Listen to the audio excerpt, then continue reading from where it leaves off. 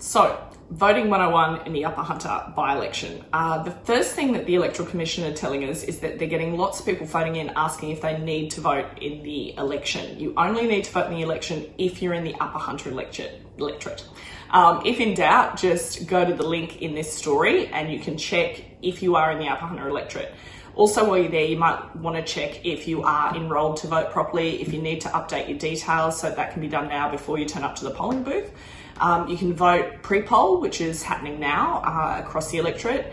You can vote on the day, you can vote postal vote, you can vote iVote, and with iVote you can either vote if you qualify, if you live a certain distance, if you've got disabilities, if you're on the silent electoral roll. There's a range of qualifications to be able to do that.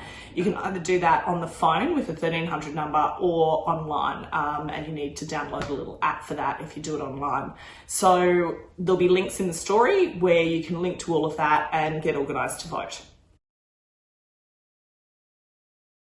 They can't direct your preferences. So if you just put one and don't put anything else, your vote will exhaust. But you can actually number all of them if you want, or just some of them, as many as you want to do. It's completely up to you. With the preferences, where they say, oh, if you vote for so-and-so, they'll direct your vote to such and such. It's just not true in the New South Wales election. So you decide who you want to put in what order. Some people vote in one of two ways. They can do the one and you're done. They might number more. So if you're voting for somebody that you think is long odds, if you want to look up the gambling sites and see what their odds are, if they're long odds, you are best to put some preferences down, because if they don't get in, your vote will be exhausted. So you can put other numbers in order of who you want in. Another way that people can vote is that you put who you least want to win at the bottom and work your way up. So we'll put a little form guide on our website of how the people are going to appear on the ballot. So they're drawn out as to which position they get.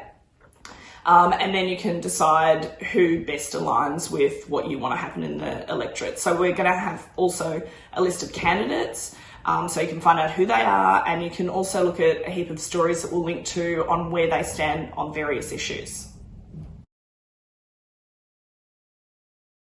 So all of the candidates usually produce how to vote, and it's got, the ballot paper, and obviously they put themselves as number one, and then if there are preferences, they put where they'd like you to put your preferences. But again, it's merely a suggestion. You can do what you want. Also, a lot of people are really rude at polling booths. Don't be. They're just volunteers there from all different walks of life. There's actually no need to be rude. You can say what you think and give it some meaning in the electoral booth. But also, rather than just collect one of these, I recommend people collect all of them, because it keeps everyone guessing who they might be voting for. So don't just go and pick one and declare where you're voting. I say collect them all.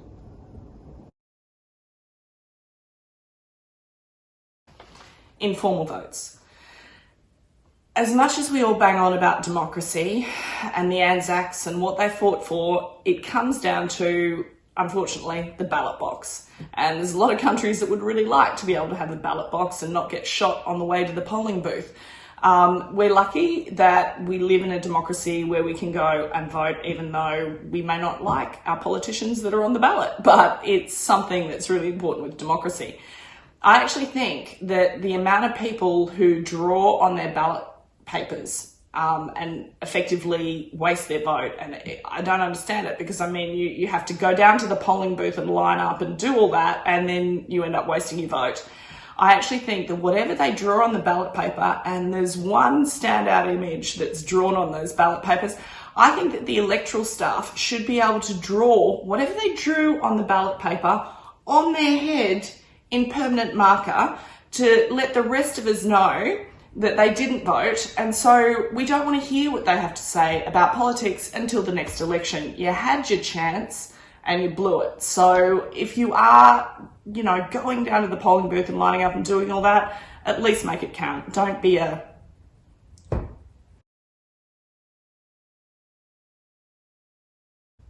a lot of people are talking about what this seat could mean in terms of the government, and people worried about it being thrust into a minority government, but there's really no need to worry.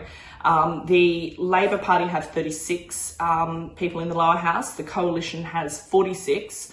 The Greens have 3. The Shooters and Fishers and Farmers have 3. And the Independents have 4. So the vacant position that we're voting on now could have real power in the House in terms of them being able to represent the electorate and vote the way that they want to vote. So it's not going to be a hung parliament or anything like that. They're still going to be able to put bills through. It'll still be fine.